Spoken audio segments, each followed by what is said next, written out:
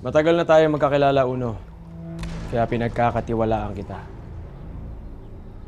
Ikaw lang din ang nakakaalam ng lahat-lahat ngayon. Kaya huwag mong sasabihin to sa iba.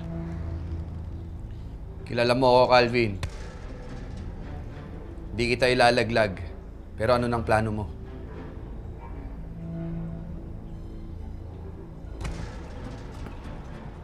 Kailangan ko munang makuha ulit ang loob ni Papa. Kailangang mapalapit ulit ako sa kanya. Sigurado ako matutuwa yung pag ako ang nakapatay kay Black Rider. Kaya si Black Rider muna ang pupuntiryahin natin ngayon. Paano yung totoong anak ni Senyor?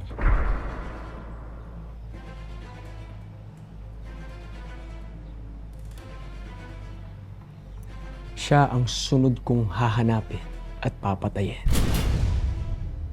Pero ngayon, mas lalo lang magagalit sa akin si Papa kapag kinanti ko yung isa pa niyang anak. Ang mahalaga ngayon, makuha ko ulit ang loob ni Papa. Habang hindi pa niya alam kung ano ang totoo. Ang buong akala niya, anak niya pa rin ako. Pero oras na magkaayos kaming dalawa, i-dispatch ako yung isa pa niyang anak. Ako lang ang anak ni Senyor.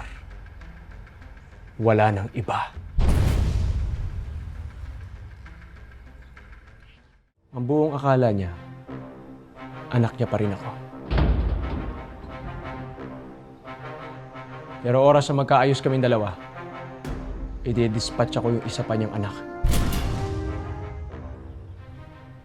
Ako lang ang anak ni Senyor. Wala nang iba.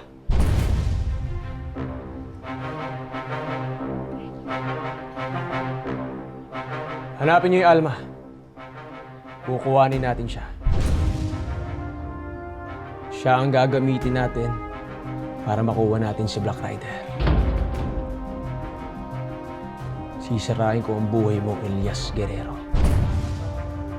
Tsaka ako ihaharap ang bangkay mo kay Papa.